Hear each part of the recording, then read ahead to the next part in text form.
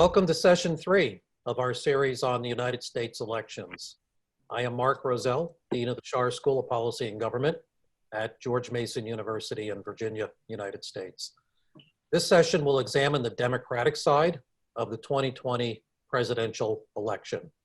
It will focus on Joseph Biden, the presumptive nominee of the Democratic Party, his worldview, his past foreign policy positions, and insight into his role in international affairs as the past vice president.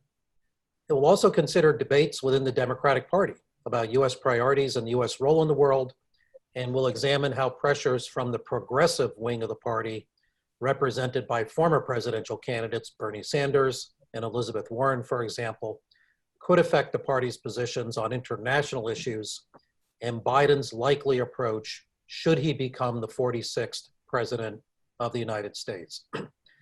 We have for this session a presentation and two discussants.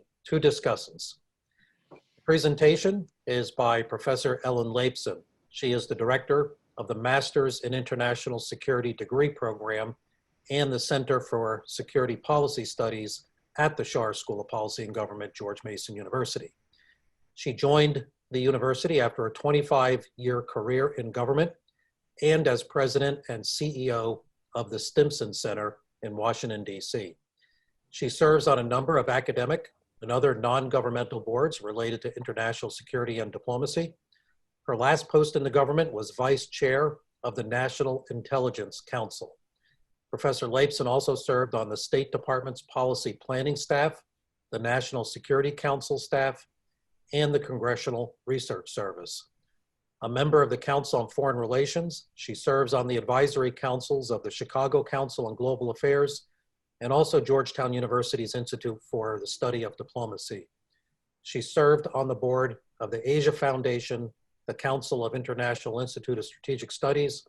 She was a member of the CIA External Advisory Panel, 2006 until 2009, President Obama's Intelligence Advisory Board from 2009 to 2013, and on the Secretary of State's Foreign Affairs Policy Board, 2011 to 2014. Our discussants, Jae-Mook Lee is an associate professor in the Department of Political Science and Diplomacy at Hankook University of Foreign Studies in Seoul. He holds a PhD in political science from the University of Iowa. His research interests include political behavior, public opinion, and research methods in American politics and comparative politics. He has published numerous works in peer-reviewed professional journals.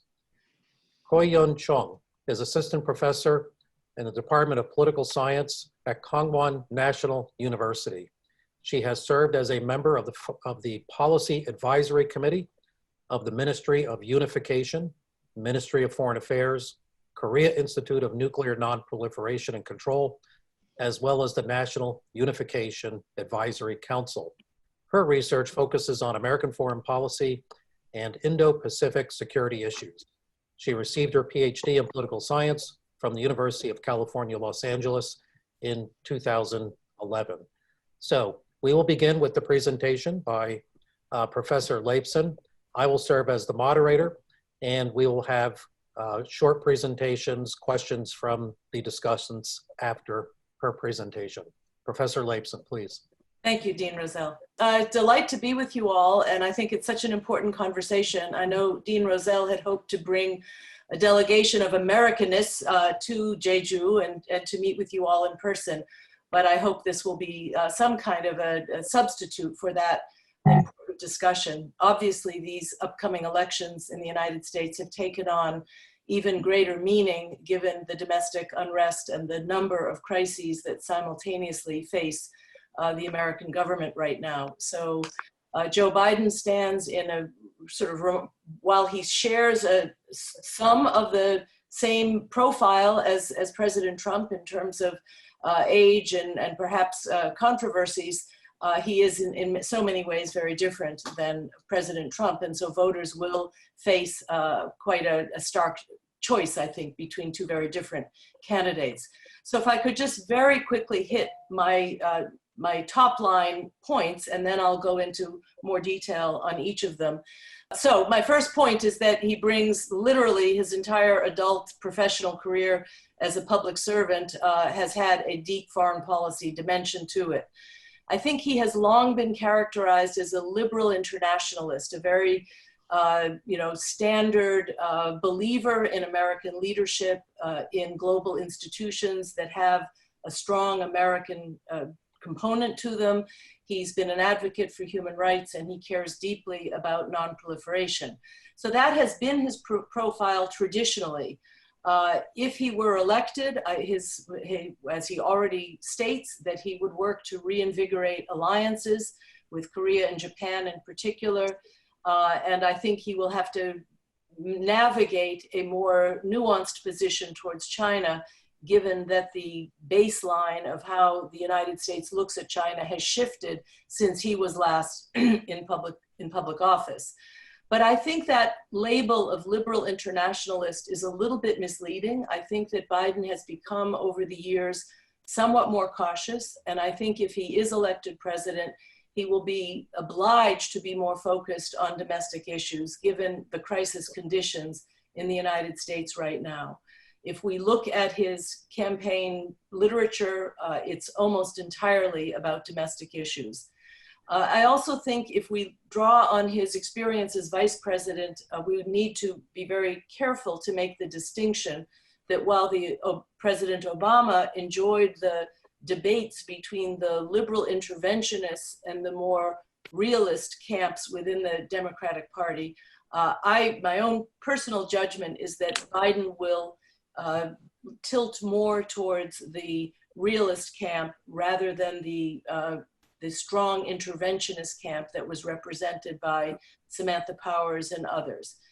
Even though, in theory, the progressives in the Democratic Party may seek to encourage more intervention, I think at the present time, they are less likely to make that a major demand in their work with, should there be a Biden administration.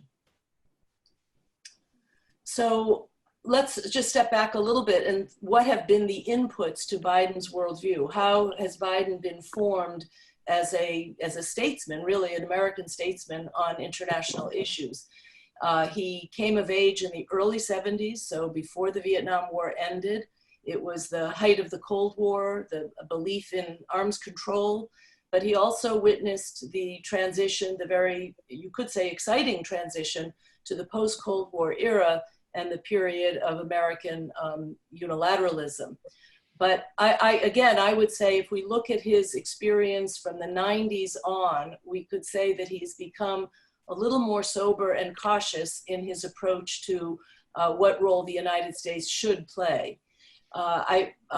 He could even have a little bit of sympathy for what we are calling now the restraint school, more selective American engagement around the world, less reliance on military force, and more allocation of resources to diplomacy and development, the civilian side of American engagement around the world. Certainly, he's a believer in soft power.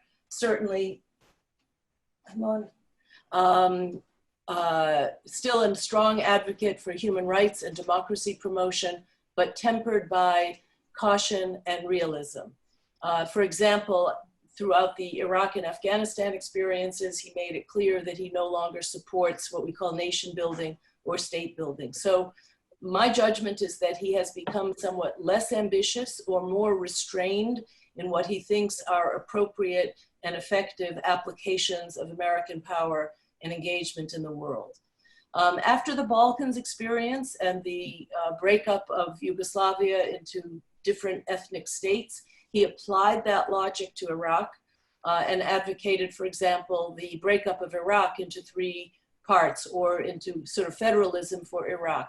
That position was largely criticized, and he was seen as someone who didn't necessarily understand the dynamics that were in play in the region. In general, I would say that he's spent more of his career thinking about Europe and NATO than Asia, but he has certainly been exposed to all the strategic Asian issues and now has asserted that he has spent more time with President Xi than many other world leaders. So if we look at more specifically at some of his achievements and his formal record, for almost 4 decades, he served on the Senate Foreign Relations Committee, and at 2 intervals, he was the chair of that committee. He has chaired the Senate NATO caucus, spent an enormous amount of time on the road, very often in bipartisan delegations. He worked closely with internationalist Republicans, was close to John McCain, and the 2 of them had a mutual affection and regard, even though they often disagreed. Both Bob Gates, former National Security Advisor and director of the CIA, and John McCain at various times have said that they really considered Joe Biden a friend. They had high regard for him, but they thought he was wrong on most foreign policy issues. So there's always been a sort of competitiveness, if you will, but they, in both cases, they spent a lot of time working with Biden as a major voice of the Democratic Party on international issues. Again, there are parts when we look back at Biden's record, and I think that the Republicans will use some of this material in attack ads against him about his judgment. He did not support the Gulf War in 1991, which turned out to be a rather successful concept of limited war objectives, and then the US withdrew after after Iraq left Kuwait. But he did vote for the authorization for the use of military force that enabled George W. Bush to go into Iraq in what I think is largely considered to be a major strategic setback for the region and for the United States. So here's an example of Biden's voting record does not always make it look like he was the wise man who understood how some of these foreign policy interventions were likely to play out. As vice president, as I said, I think he was on the side of the debate in the Obama White House that was often careful and cautious about the use of military force. And he is a strong advocate for making sure that Congress is on board for any use of military force. That is actually a very refreshing and positive dimension to his worldview, which is considering that many people believe there has been an erosion of the balance between Congress and the executive branch when it comes to the use of force. Joe Biden seems to have a very clear sense of the absolute necessity and the imperative of keeping the legislative branch playing its full constitutional role in working with the executive branch on decisions about the use of force overseas.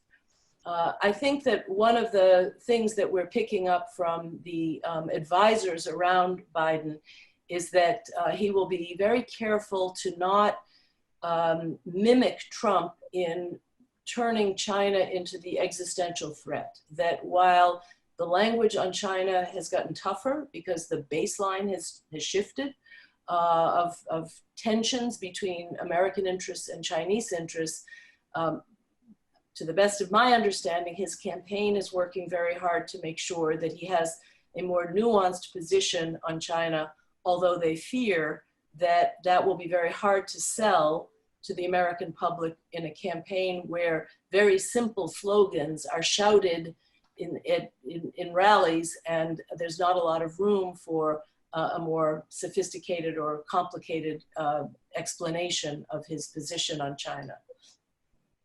So right now, what we know by looking at his campaign and talking to people who are contributing to his campaign is that there's very little, he is not trying to emphasize international issues. If you go onto his campaign website, there's about 35 issues that are considered to be part of his vision for the future, and only 3 have a foreign policy dimension to them: Central America, climate change, and American leadership. In addition, he has created these unity task forces, which are a more prominent engagement with figures of the Democratic Party across the country. And of the 6 unity task forces, none of them are on foreign policy.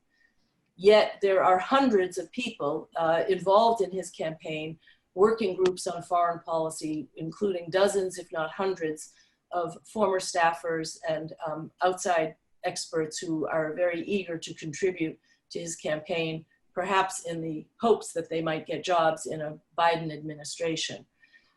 If we try to pull out what themes keep resonating on his presentation of his foreign policy, even though it's a relatively small part of his overall profile, restoring credibility with allies, global cooperation on climate, health, and cyber, and looking at globalization and economic engagement in the world as it affects middle-class Americans. So he's trying to use the middle class as the pillar, if you will, of how he looks at global economic issues. This was a theme that Hillary Clinton also raised, of economic statecraft, of how when the United States is strong economically at home, it can play a more powerful and effective role in the global economy. And then I think on China, I've already made this point that the rhetoric will be harsher than Obama's, but he will try to remain less hawkish than Trump, that Trump is trying to turn China into the existential threat that is the animating or organizing principle for national security policy. And my understanding is that Biden will try to avoid that very black and white formulation. So a big issue in this upcoming campaign is going to be the defense budget. Even the Republicans, I think, are grappling with how to reduce some spending on the defense side because of the crisis in the American economy, of the lack of revenue to support all of the programs that we have given the economic downturn and the cost of these rescue packages for the COVID contraction of the economy. So on the Democratic side, people are looking for kind of smart ways to reduce spending on defense. Could be through audits to eliminate inefficiencies and any waste and fraud in the defense budget. Being less assertive than the Trump administration has in modernizing the nuclear stockpile, which was a commitment by Trump that was going to cost billions of dollars, and repealing the authorizations for the use of military force that have enabled kind of parallel budgeting and funding for Iraq and Afghanistan in particular, but has been used, those AUMFs have been used very broadly for counterterrorism, counter ISIS. So there's been an unmanaged budget phenomenon that has occurred since 9/11. And I think the Democratic Party is saying it's time to pull that back. It's time to make sure that any defense spending is happening in a way that is monitored and overseen in more normal and traditional ways. And as I said, I think that for the foreign policy community, people I think will be very intrigued that Biden will, even with his 8 years in the executive branch, be a big defender, not of the imperial presidency that keeps expanding executive authority at the expense of Congress, but rather look to rebalance and make sure that the congressional role in decisions about the use of military force is as it was traditionally and historically intended to be. When I look for what is Joe Biden saying about Korea and whether we can understand in greater depth his positions, I think he cares a lot about improving and restoring a more positive tone in the US Republic of Korea alliance. He cares about that relationship. I think he will completely avoid and say he's against any dramatic withdrawal of American forces or of the security partnership and alliance that involves American forces. He does criticize Trump's personal diplomacy with the North Korean leader, says it's very clear that personal diplomacy has failed, but he still believes in more traditional diplomacy among experts, and you work up the ladder of seniority to restart a process to manage the DPRK. knowing that Biden cares a lot about both nonproliferation and human rights, I think North Korea will be of great interest to him and his team. But I think he will feel that he has to restart the clock. He has to start all over again.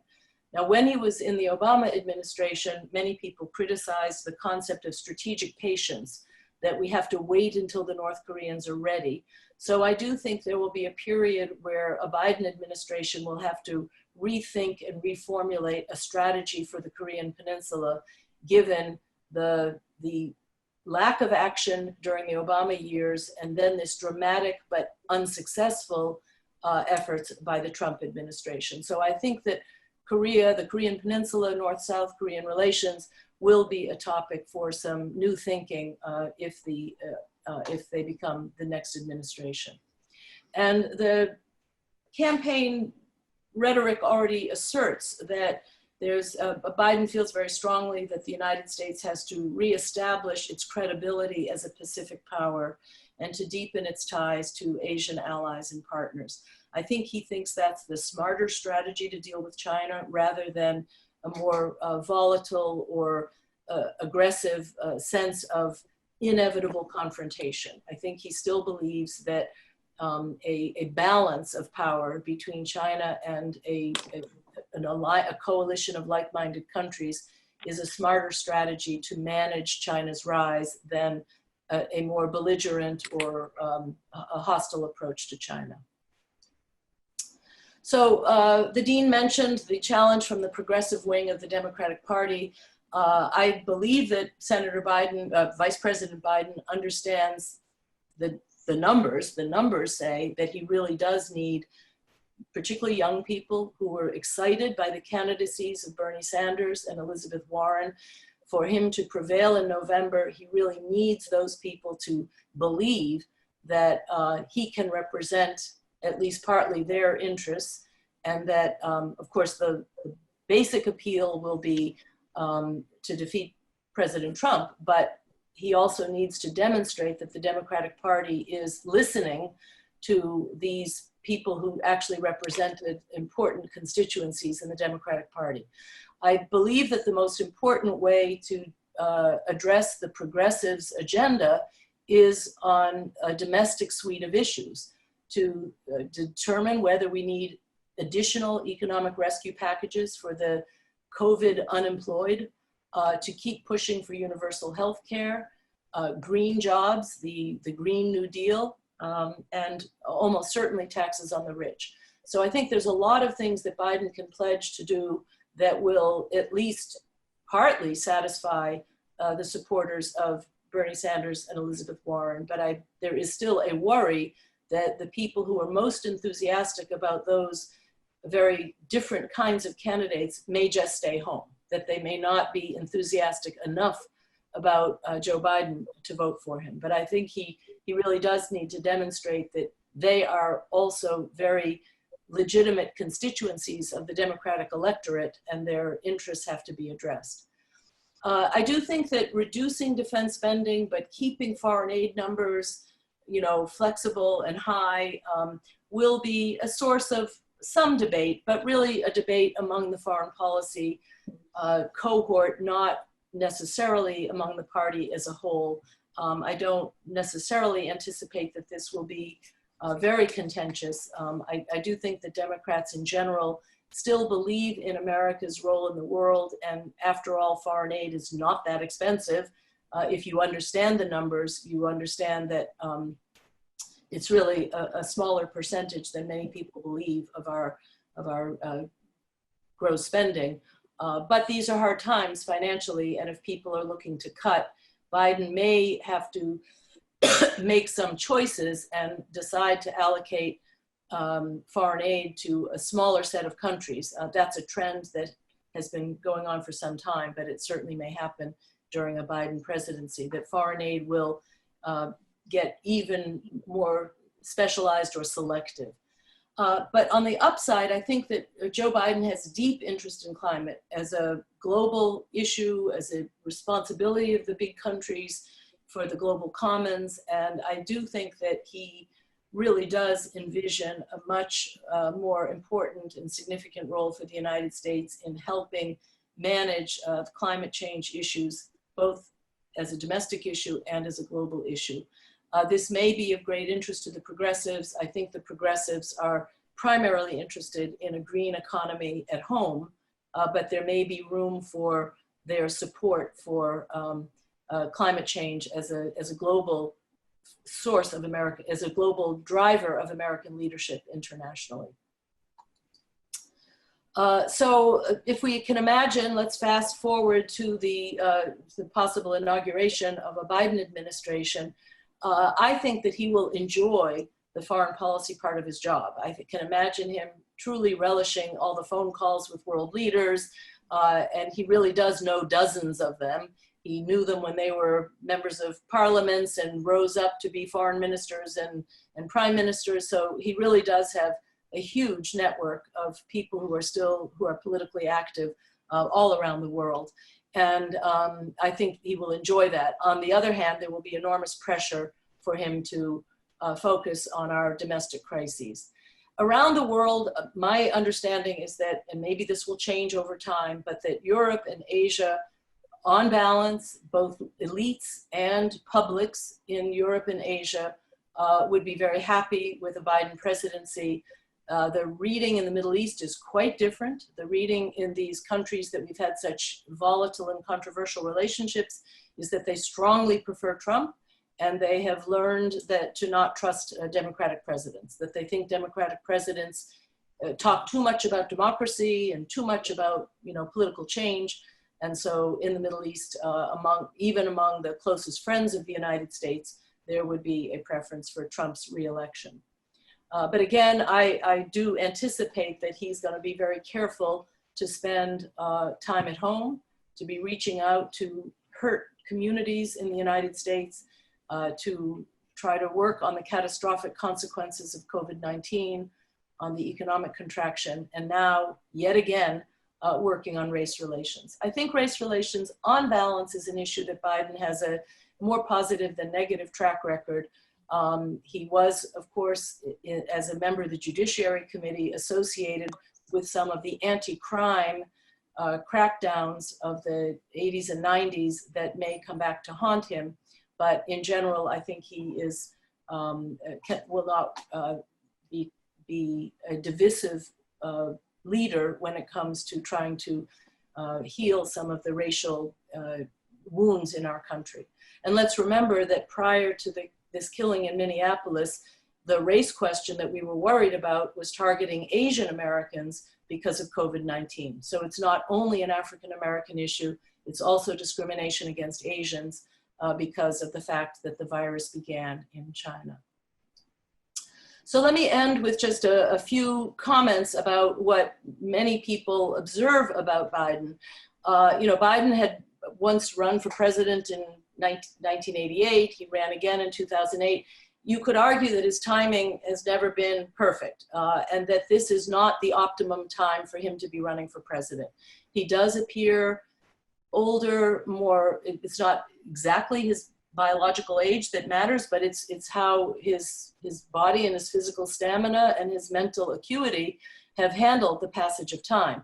So he doesn't look very energetic and dynamic, and certainly being constrained to just do videos in his basement has not played to his strengths. He is a warm and empathic and engaging person, and if he could interact with people, I think he could demonstrate stronger presence than he can in our remote world these days.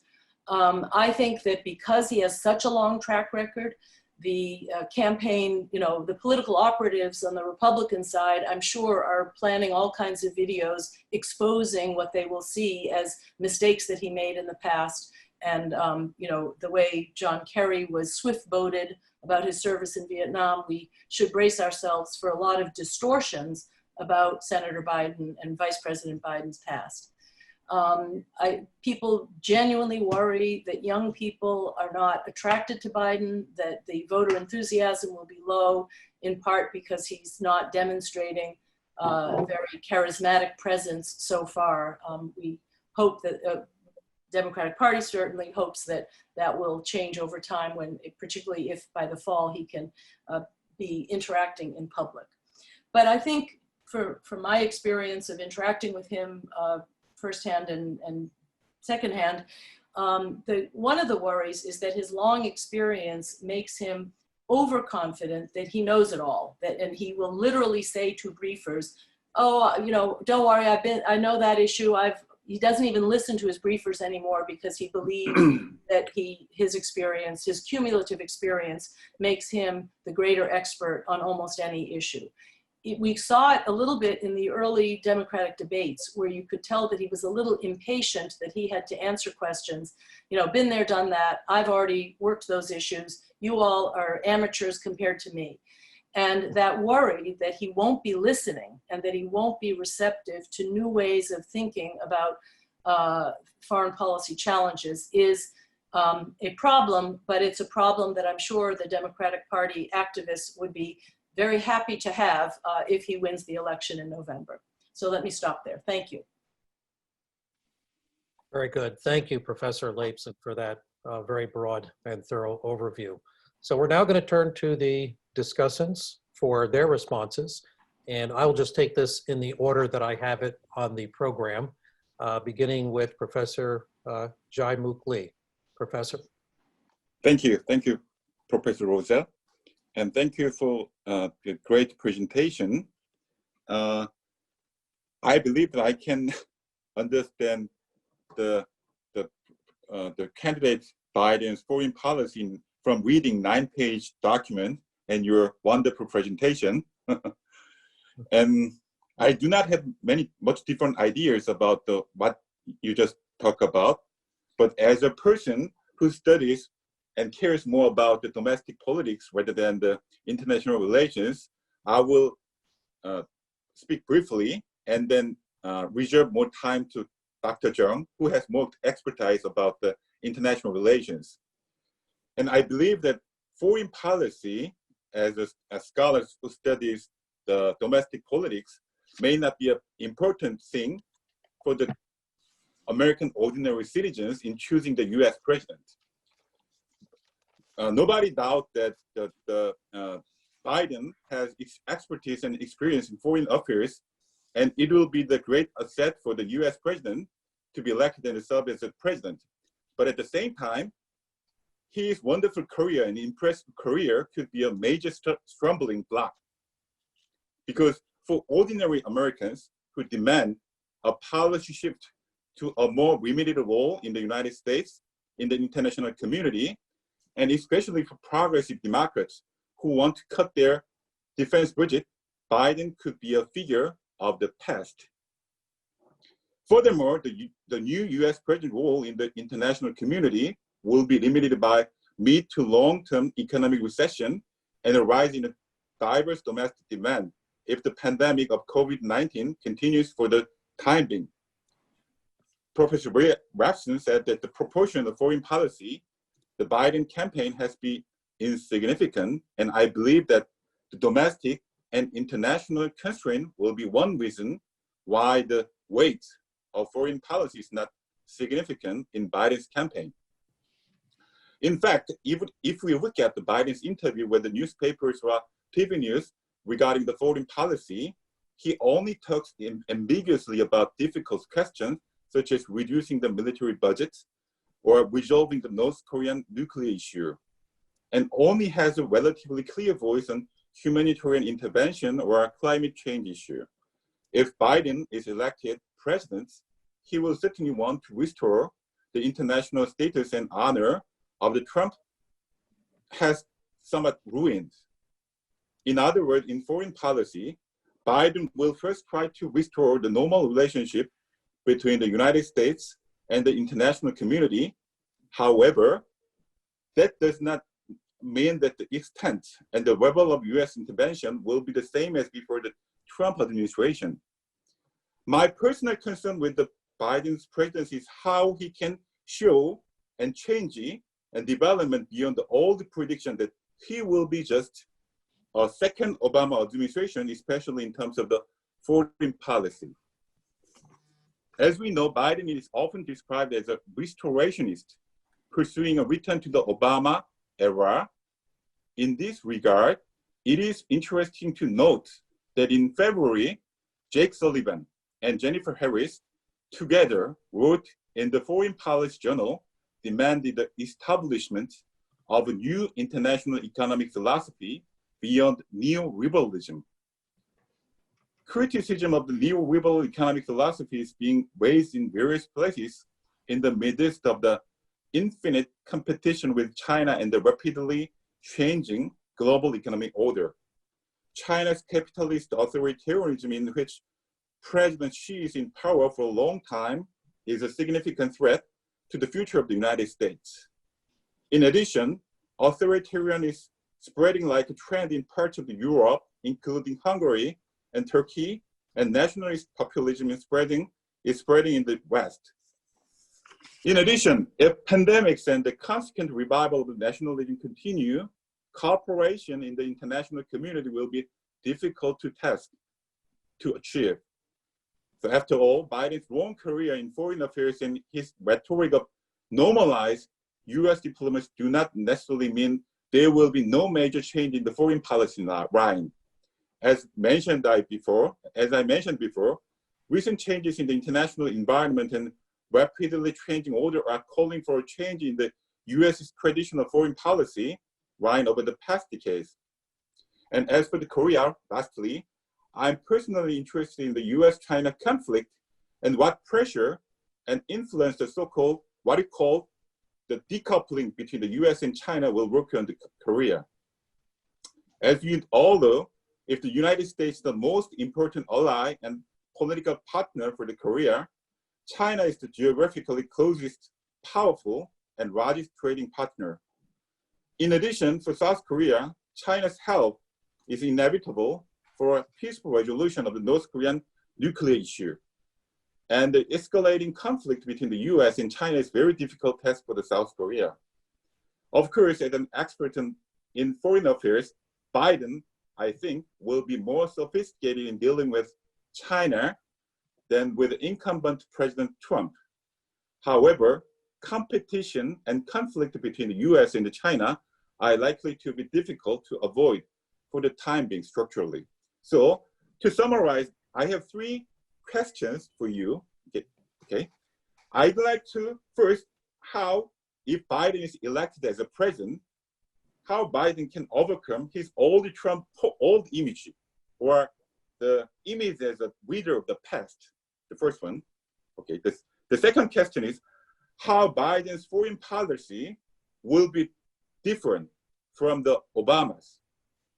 Okay, and will it be possible? Okay, and my last question is, I'd like to ask Professor Ryabson's advice for the Korea, something like cult between the US and the China. Okay, that is my 3 questions. Okay, that's it. Okay. Thank you very much. So I think we can turn to Professor Leibson to answer those questions and then go to our next discussant. Is that okay? Rather than having both discussants and a long pile of questions. So Professor Leibson, please. Well, thank you. Those are very astute and appropriate questions. So I do think the advisors around Biden are worried about, the image of the past. On the other hand, the contrast they want to draw is a president who had no national security experience or government experience compared to someone who at least understands the trade-offs and how difficult some of the decisions and choices have to be. I do agree with you that on the one hand, Biden loves to talk about his friend Barack, and his association with the Obama administration. But for me, he's doing that in part for that, first of all, he really does understand what it's like to be in the White House. 2, that the image of Obama, I think he feels helps him with the Democratic electorate. But you are correct that really he does need to distinguish himself from Obama. I think his choice of a vice president, his, the themes, he'll do more on climate perhaps than Obama did. But I think that is a challenge for him to make his foreign policy goals sound like they are looking forward, not back. On the other hand, I think he will also believe that many people want to hear a message of returning to normalcy, of returning to more, standard mainstream approaches to foreign policy. So he may, on balance, believe that talking about the past is a legitimate and productive thing to do. And yet, as you say, he has to be careful to not be trapped, to give the image of being trapped in the past, of being too nostalgic for the past. So it's a balancing act between saying, there are these mainstream normal ways of doing business in the international community, and I know how to do them, and the agenda has changed. The agenda, we have to be constantly adapting to a changing agenda. On Korea, I'm glad you mentioned, it does seem to me that Biden is clear in his mind that the way to differentiate between bad issues in US-China relations, trade, cyber, human rights, that there's an agenda of things that we're very critical of China, but he's still a deep believer that we have to carve out those places where cooperation is important. And one of them for sure is Korea. I mean, he still very much asserts that the US wants China to be playing a constructive role in persuading North Korea to come back to the table in a serious way on denuclearization. So I think for Biden, bringing China in as a partner on North Korea is the logic of his position. Okay. Thank you. We can turn now to our second discussant, Professor Ko-Yeon Chung. Professor? Yeah, thank you. Thank you for having me in this great conversation. I just have a few questions rather than long comments. My first question is, I agree with Professor Leibson in the sense that Joe Biden is more like a realist for the time being, given the situation in the United States. Their protest as well as COVID-19 situation is not getting better. So in that sense, he's not likely to be a true liberal internationalist for the time being, at least the first 2 years of his administration, if he got elected. But my question is, would he maintain the position of retrenchment? It's kind of a tricky question. So it's not like he's a liberal internationalist, but at the same time, would it be maintaining retrenchment as current administration is maintaining, especially in East Asia?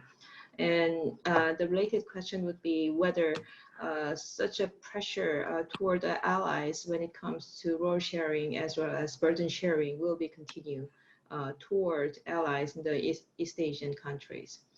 And the second question is, I remember you mentioned about that Biden might be more stubborn and more or less likely receptive to his advisors, given that his careers, you mentioned in the Biden's liability section.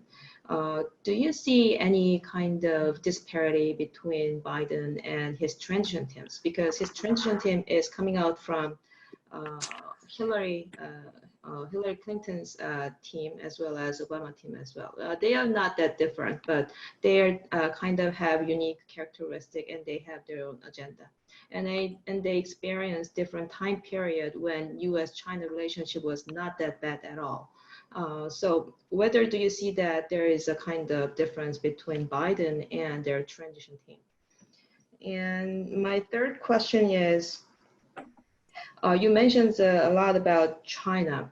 And as far as I know, in American politics, foreign policy is not a very important question in elections. And Trump is making blaming China to mobilize his supporters these days. But do you see that China is that important factors in determining the election outcome these days? If it is related to like great power competitions, or it is just like a COVID-19 situation? Yeah, I will stop here. I will ask more questions as time goes by.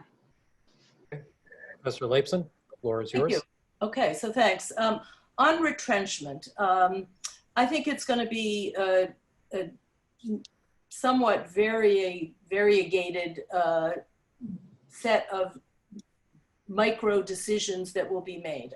My understanding is that Biden does not want to be seen as pulling us back entirely. On the other hand, you know, like the last 3 presidents, you know, the wars have to end. You know, there is a public demand that we get out of Afghanistan and Iraq. We reduce our exposure in the Middle East. I mean, that for sure is happening. So let's go back to pivot to Asia, you know, which so riled and agitated the foreign policy community. In my mind, he will probably see a great benefit in keeping as robust as possible our security partnerships and engagement in the Asia Pacific region, and less so in the Middle East. Now, Jake Sullivan and others of the Democratic Party brain trust are throwing out some ideas now about what would a reimagined American strategy for the Middle East look like. And it's less military, more diplomatic. You know, can we do more on regional architecture for security? Can we cajole the parties into some kind of conflict mediation, resolution process, et cetera? But they have to stick to the concept that we're not there to fight wars. And that we're not, you know, we're not looking to pick a fight with Iran, for example.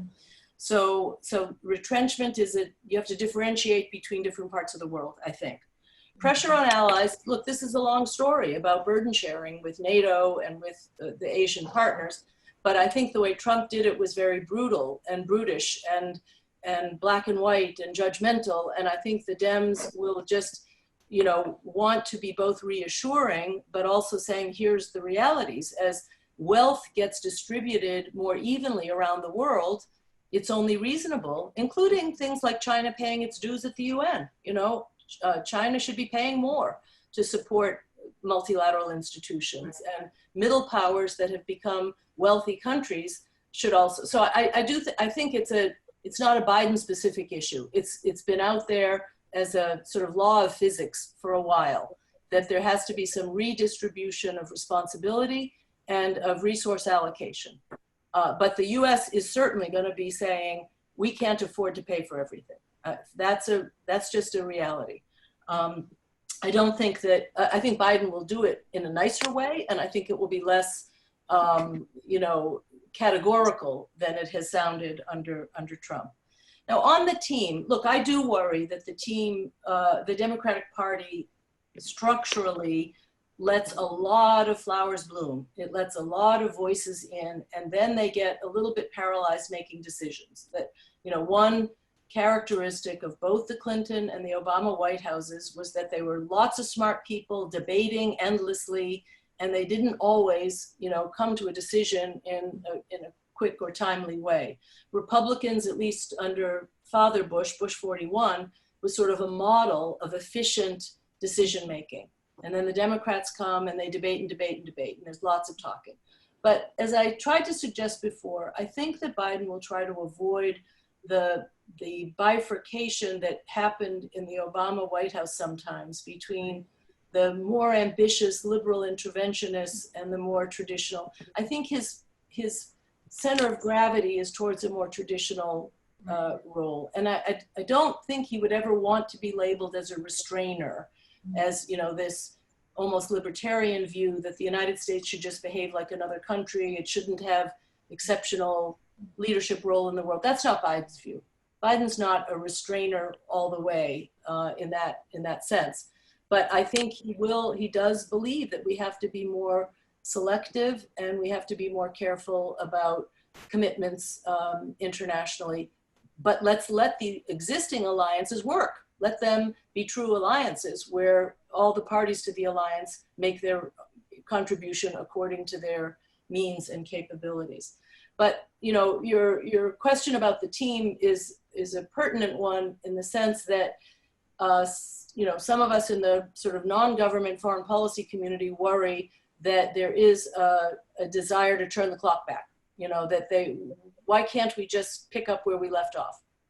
But the world keeps changing. And so whether they're bringing in enough new faces, new thinking, younger people, I do think that there's a group of 50-somethings, 60-somethings who want to own the Democratic Party's foreign policy machinery, and they have to let some new voices in. In fact, just today in the newspaper, there was some criticism that the Biden political team, not the foreign policy team, but the broader political team, is not diverse enough. That's another danger that the Democratic Party has, that I thought was one of Hillary Clinton's vulnerabilities in a way. If you start to see the Democratic Party as a mosaic of different ethnic and interest groups, you know, on LGBT rights, and every ethnic minority in the US has to be represented, it's the opposite message of unity. And so I think the Democratic Party, in its genuine desire to be inclusive and progressive and represent, you know, current realities of American society, they sometimes divide up their political authority into these different constituencies instead of having an overarching unifying message. So I do worry that Biden is going to be pulled in that direction. You know, make sure that you have representatives of every group, and each group speaks for its group's interests rather than the collective. So I do think that's an ongoing, almost cultural issue for the Democratic Party. And on China, look, I think in general, foreign policy is usually not a major driver of how people vote. But I think President Trump will try to combine his image of strength at home and strength abroad. I think that he will try to say, I'm a powerful guy. You know, I know how to deal with issues. Now, analysts are saying he doesn't have a single foreign policy success. I mean, everything he's touched has not turned into a genuine success. That's not how Trump will present it. He will present, I've been tough on the Chinese, and all of my predecessors were weak on China, I'm tough on China. And he will try to connect, I think, toughness on China with toughness at home. But I think that I think that Biden will have a very different approach.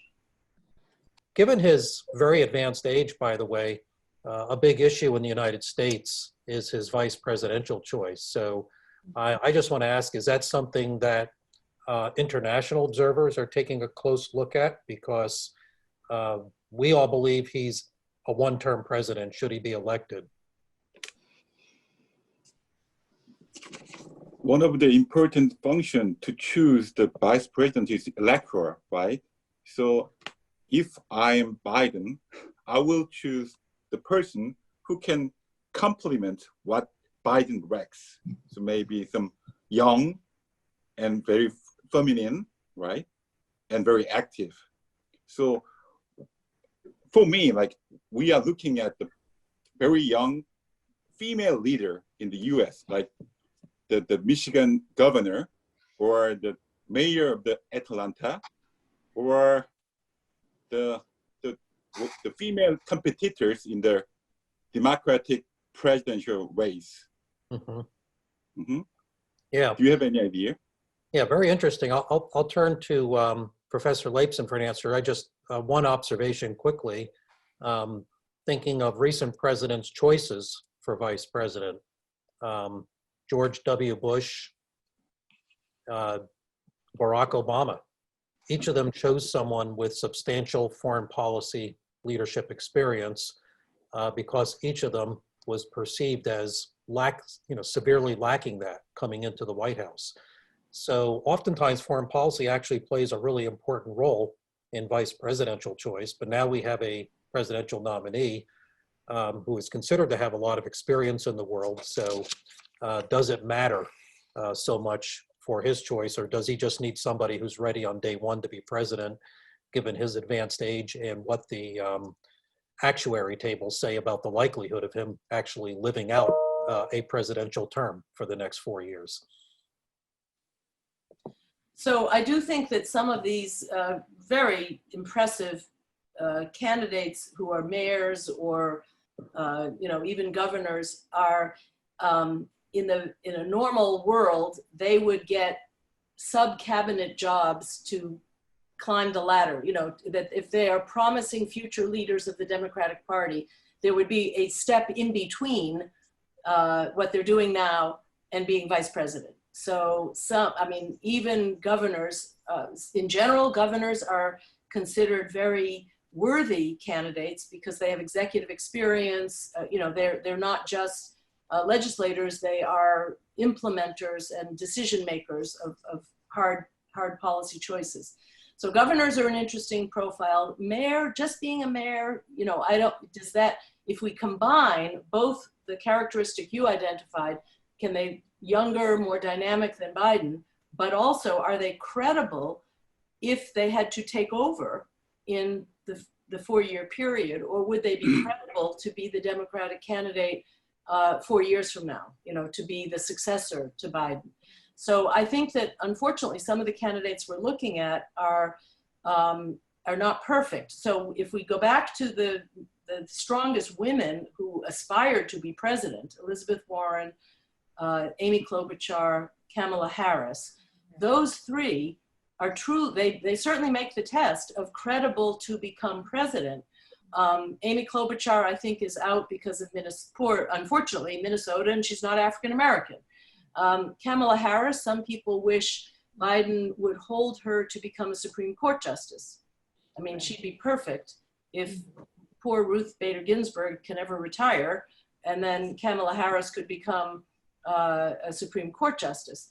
And she would have a long and illustrious career. And Elizabeth Warren, you know, personally, I think that I just think that's not a comfortable match, and Elizabeth Warren's not young enough, but that would be the solution to young people, the progressive wing. I mean, and she is more credible as a mature decision maker than I think these very admirable young 40-something mayors. So I think we haven't found the perfect person yet. Look at Val Deming. Val Deming is a member of Congress from Florida. She's a former police chief, and she has a presence and a style that is quite, she comes across as a very seasoned, mature person. So I think it's a very hard predicament that Biden is facing. But I do think because of Mr. Floyd, almost certainly he has to go with an African-American woman, not any woman. So there are more qualified women, but he's got to find an African-American woman that has as many of the qualities as he needs as possible. In fact, there is a very big gap in enthusiasm between Trump supporters and Biden supporters.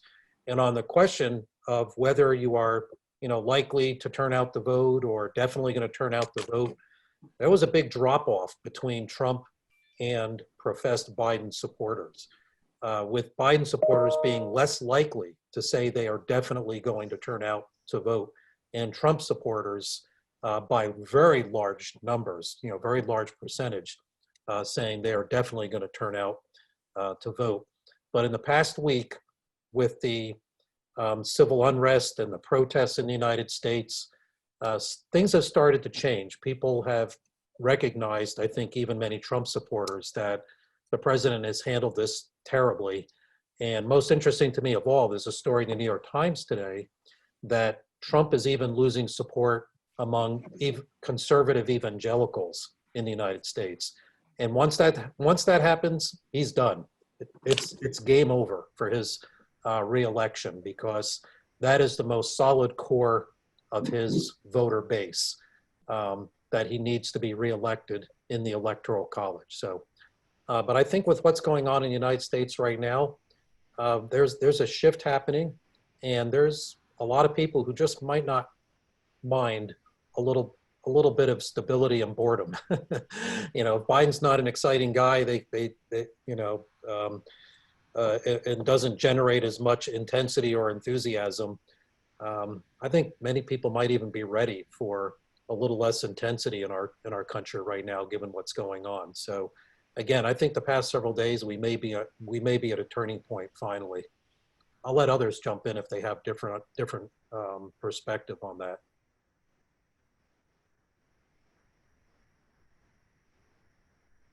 Okay. Other questions from participants on the webinar? I have a quick question. Please. I had a chance to see the Biden cough several times during the address in the Pennsylvania, and he's older than 77 or 75. So are there any concern about the health condition of the Biden?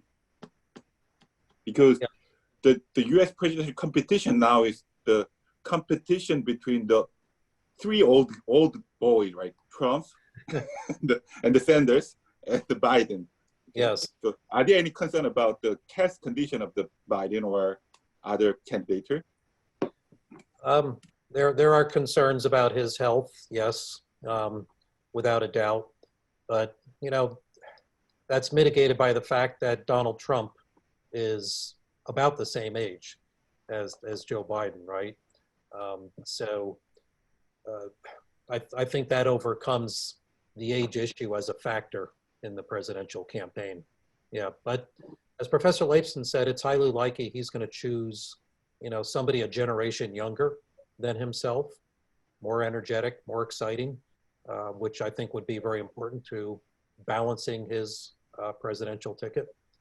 Professor Leifson, do you want to jump in on that question? Well, you know, there's always a downside to doing that too. Remember John McCain and Sarah Palin, that you can have the most charismatic person and she can create a whole new set of problems for you. So it doesn't always work, and it actually makes the candidate look older when there's somebody who's 25, 30 years younger than them.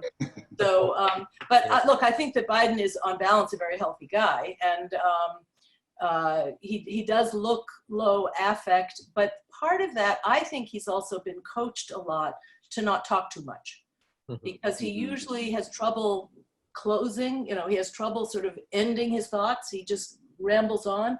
So sometimes you have the feeling that he's exercising a lot of discipline to sort of close his mouth, you know, and so it makes it look like he sometimes in the debates, he would sometimes cut himself off in the middle of a sentence because he thought he had run out of time. So I think some of it is also being coached to not annoy people with too much talk. Right. Yeah, actually the COVID spread might, in a strange way, be advantageous to him as a candidate, because otherwise, you know, there would be many more public forums and rallies and less controlled environments for public engagement by the candidates. And Biden trips over his words sometimes. If you watch the presidential debates for the Democratic Party nomination, I mean, there are people who are worried. Yeah. But let me just say, though, I think on the empathy meter, I think that Biden does suffer when he doesn't get to interact with people. I mean, he's a genuinely warm human being. He can make friends with anybody. He can do small talk. He has a true gift. There was a lovely analysis that said that essentially Biden is a happy person, and that's why he is generous to others. And just hold on to that sentence and think about Trump. Yes. Think about the empathy deficit in this man. You know, that it never occurs to him when he's asked a question where he's expected to say something sympathetic to other human beings, he freezes. He thinks it's a hostile question. So I think that on balance, Biden is suffering from not getting to interact with people, because I think the enthusiasm would grow if you were reminded that this is a warm-hearted guy who relates well to working class people and relates well to middle-class people. By the way, he was the second poorest senator in the, you know, it's a guy who got elected when he was 29. He was 30 when he was sworn in as senator. He's only had a civil servant salary, his you know, as a public official salary his whole life. He was for 40 years one of the poorest members of the Senate. So there's an authenticity to him that I think we're not getting to see when he's stuck in Delaware. Yeah, those are very good points.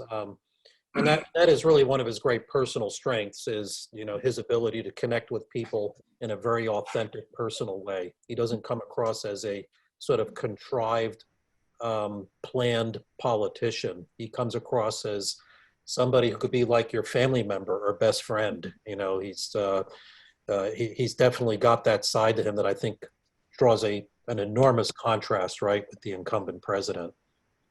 Okay, other questions from others in the webinar? Can I just ask our Korean colleagues, is it a correct assumption that Koreans across the political spectrum may not want Trump to get reelected? Or do you think that depending on political affiliation in Korea, there may be different views? Are there pro-Trump?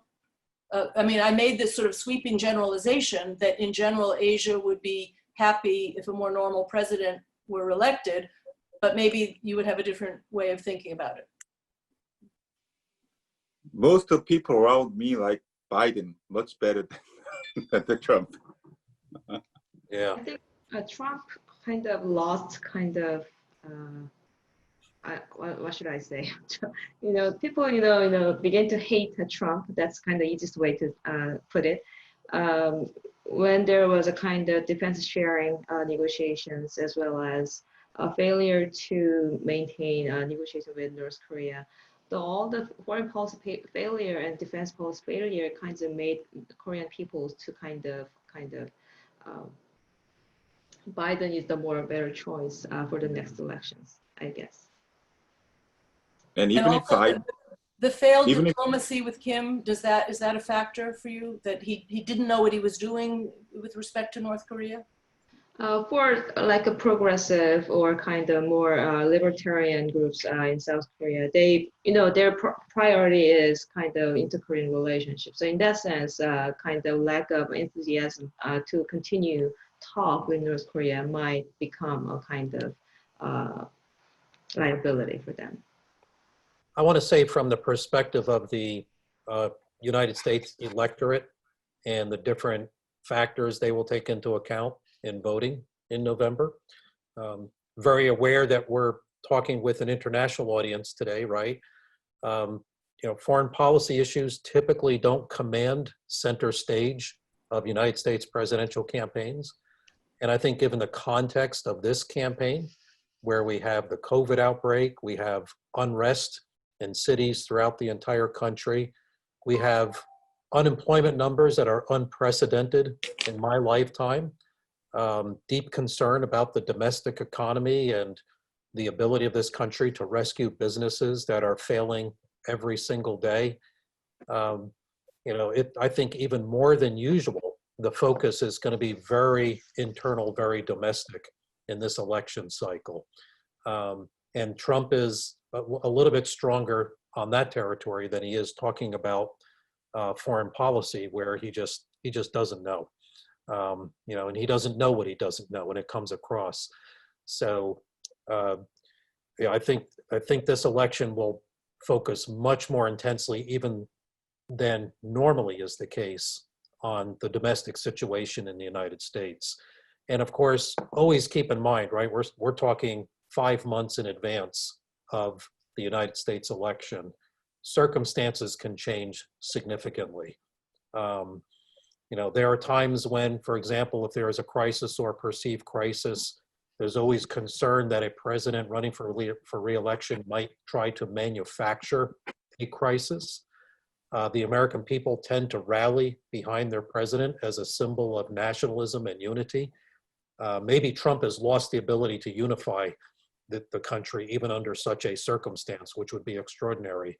But that's still a possible scenario between now and November.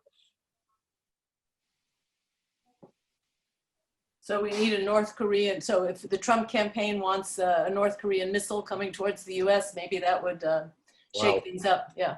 That would shake things up. Yeah, we'd be having a very different conversation. But again, if Koreans primarily think about your own security and how you're affected by American elections, do people give Trump credit for having tried to change the North Korea dynamic, or do they see it now as a failed strategy? Well, most of Koreans feel like it's a kind of failure.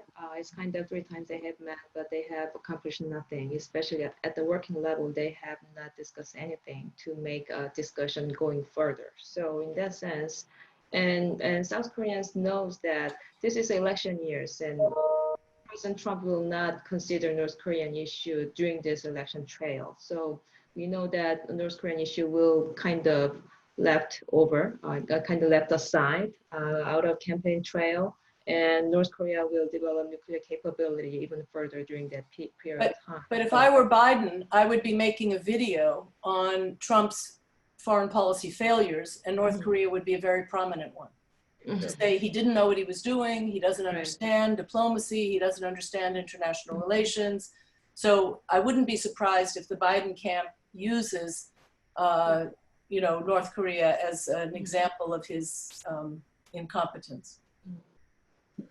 Do you think, is there any chance that if Biden is elected as a president, do you think Biden can meet the President Kim of North Korea like Trump did? He's already said he would not do that. He would not do that unless there were much more progress. He will go back to the reward for the leadership meeting is that you have to have made progress on the issue. So he's very clear that you don't give that symbol of recognition until progress has been made.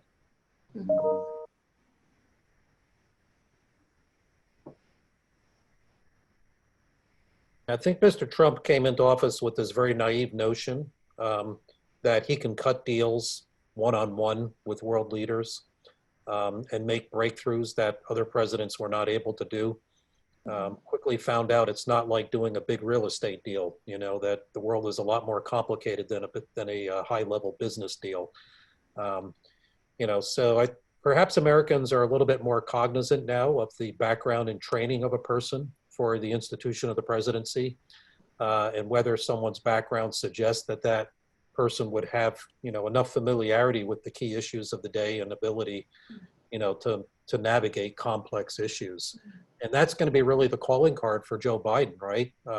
He has spent almost his entire adult life as an elected public official at a high level in the United States. Our Constitution says, with regard to eligibility to be a United States Senator, you have to be at least 30 years of age. He was elected at 29, inaugurated as he just turned 30, the youngest person ever elected to the United States Senate. He's been in public life for over 4 decades. So, there is a real story there for him to tell. And I think key to his presidential election is telling his remarkable story. He's a man who's gone through unimaginable personal tragedy, by the way. So read a little bit about, his family background and what he has gone through in his life. That this man has empathy and ability to understand the suffering of others is an understatement, given what's happened to him. And yet he's been such a resilient person in his ability to continue to focus on his public life and do his job through, some unimaginable challenges in his life that, would have taken down other people. Part of a presidential campaign is the ability of a leader to tell the story, right? The ability of a leader to express, who he or she is and to create a connection with the public as I'm one of you, or I can recognize or empathize with the struggles of others, right? And as Professor Leifson said, that's one area where Donald Trump has hugely failed. He just doesn't seem to feel or understand. And given the reaction, for example, to these protests where if a United States president had, for example, stood up and taken the lead in expressing the grief of so many African Americans about what happened to that man, and instead of, walking a Bible, down Lafayette Square after clearing out the field of peaceful protesters the way that he did, had he gone to an African American church and met with civil rights leaders. This is not rocket science. This is not complicated, to understand how to meet the moment and reach out and express empathy and the feelings of people in society. And that's why I think this is a big turning point in this election campaign. If you had asked me a week before this crisis, where this election campaign was going. And I did a presentation for you a few weeks ago where I put on the board an electoral college map that actually looked very favorable to Mr. Trump. If I'm giving that presentation today, I'm changing my map. It doesn't look the same as it did when I did my presentation for you not that long ago. So, stay tuned. There's a lot going on in the United States right now that can change circumstances and have a profound impact on the outcome of this election campaign. Let me ask if there are any final questions or observations or comments from any of the participants in this meeting.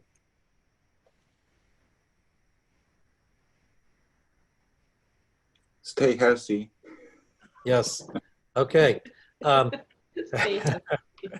It's a lot to think about. We have one more session coming up, which is going to be the wrap up. So I provided in the first session the overview looking at the prospects for the presidential election. And we have now had 2 excellent sessions by faculty colleagues of mine on President Trump and on former Vice President Joe Biden and their electoral chances and foreign policy positions and prospects for either a second-term presidency or a Biden presidency. The 4th and final session will be the wrap-up that's going to take a much broader look at the factors of this presidential election, and perhaps I come back with a little bit more to say about my earlier presentation and how things look different now. So thank you everybody for your attendance in this program. I learned a lot, and I look forward to our upcoming penultimate session. So thank you all and take care. Thank you. Thank you. Thank you. Thank you. Take all. Thank you.